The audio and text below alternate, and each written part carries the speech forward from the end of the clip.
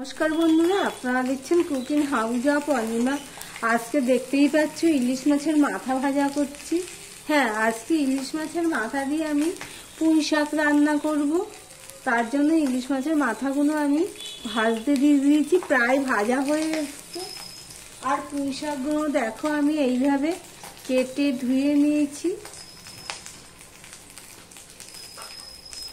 ভিডিওটি স্কিপ করো না, স্কিপ করলে বুঝতে পারবে না কিভাবে আমি পুঁই শাকটা রান্না করব ইলিশ মাছের মাথা দিয়ে। খুবই ভালো লাগে। মাছগুলো দেখো আমি মাথাগুলো ভেজে নিয়েছি এইভাবে। এবারে এর মধ্যে আমি দিয়ে দিচ্ছি তেল। অল্প একটু তেল দিয়ে আমি মাথাগুলো ভাজতে বসিয়ে দিয়েছিলাম। আমি দিয়ে দিলাম সর্ষের তেল। অন্যান্য সময় কি করি, আমি তেলটা সাদা তেল দিই, কিন্তু এই অবস্থায় আমি দিয়ে দিয়েছি সর্ষের তেল।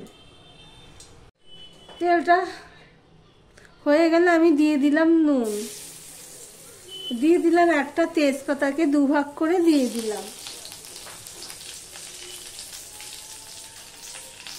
দিয়ে দিলাম হাফ চামচের মতন পাঁচফোড়ন,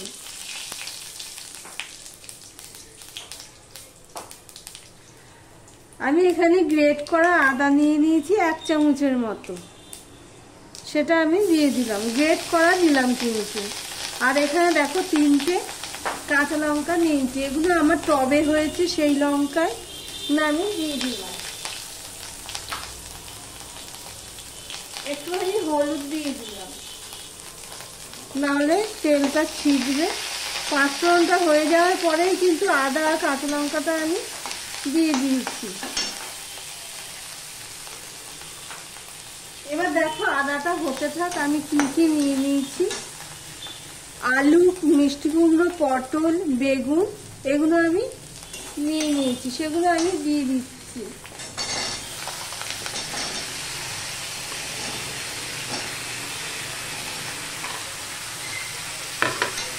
দিয়ে সম্পূর্ণটা আমি মিশিয়ে নিচ্ছি। আমি কিন্তু নুনটা মোটামুটি ভালোই দিয়েছি, কিন্তু হলুদটা কম দিয়েছি। এবার আমি এই তরকারিটা একটুখানি হতে দেব, ঢাকা দিয়েই হতে দেব। ঢাকা দিয়ে 2 মিনিট হতে দিয়েছি। এবার আমি দিয়ে দিচ্ছি হলুদ। তখন তো আমি হলুদ দিইনি, তাই আমি একটু হলুদ দিয়ে দিলাম। দিয়ে দিলাম একটুখানি সামান্য লঙ্কার গুঁড়ো দিয়ে দিলাম।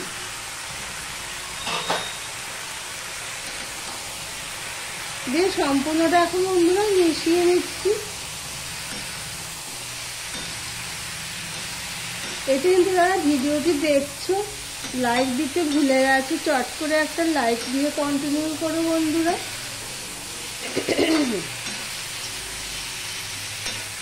এখানে দেখো বন্ধুরা, আমি কিন্তু আর কোনো মশলা দিইনি, ধনে জিরের গুঁড়ো কিন্তু আমি দিইনি, একটু লঙ্কার গুঁড়ো দিয়েছি। আর নুন হলুদ তো সব তরকারিতেই দিতে হয় জানো। এবার এটা আমি একটুখানি কষিয়ে নেব। যেহেতু সবজির থেকে জল ছাড়ছে, বেগুন, মিষ্টি কুমড়ো এগুলোর থেকে জল ছাড়ছে, সেজন্য আমি জলটা কমেই দেব, সামান্য একটু জল দিয়ে দিচ্ছি।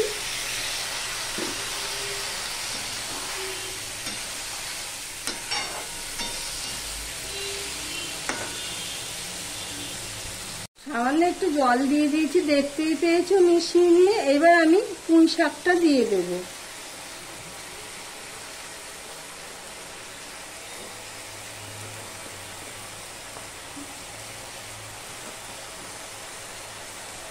ইলিশ মাছের মাথা দিয়ে পুঁই শাক খুব ভালো লাগে খেতে। যারা খাও তো খেয়েছো তো তাদের জানোই, আর যারা না খেয়ে থাকো এইভাবে একবার খেয়ে দেখতে পারো। এবারে আমি দিয়ে দিচ্ছি মাছের মাথা দুটো ভেজে রাখা, দিয়ে আমি এবার ছোট করে দিয়ে হতে দেব ঢাকা দিয়ে।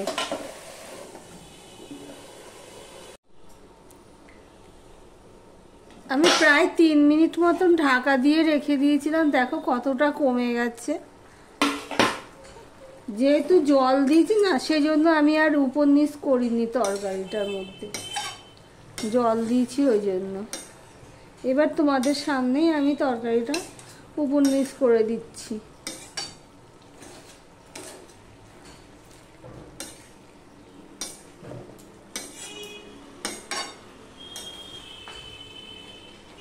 বন্ধুরা, তোমাদের একটা কথা বলি, তোমরা না ভিডিওর নিচে না বন্ধু হলাম এই কথাটা লিখো না।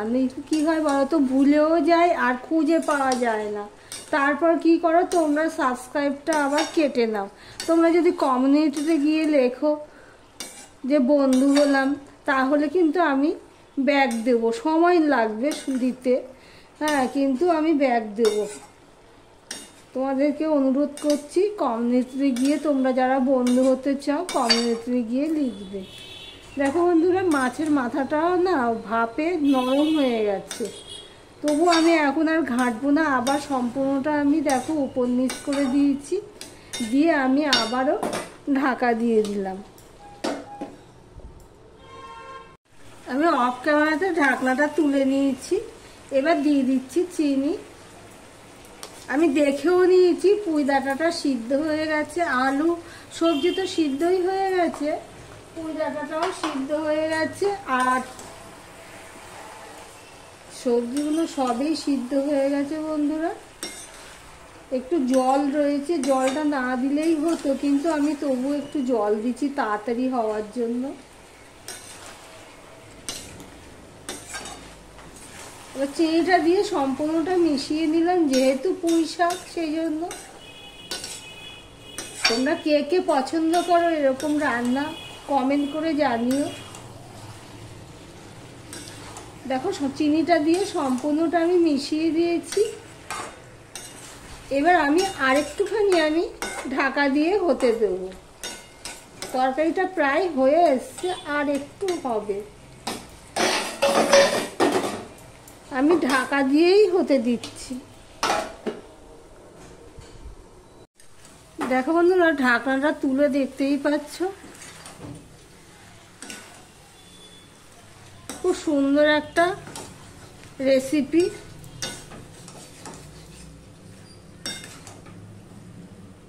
পুরো হয়ে গেছে তরকারিটা এখানে। তাহলে আমার ভিডিওটি তোমাদের কাছে কেমন লাগলো কমেন্ট করে জানিও। আর ভিডিওটি যদি ভালো লেগে থাকে প্লিজ লাইক কমেন্ট শেয়ার করে দিও। আর যারা নতুন বন্ধু ভিডিওটি দেখছো তাদেরকে বলবো সাবস্ক্রাইব করবে, কমিউনিটিতে গিয়ে জানাবে, আমি সময় মতন ব্যাক দিয়ে দেব।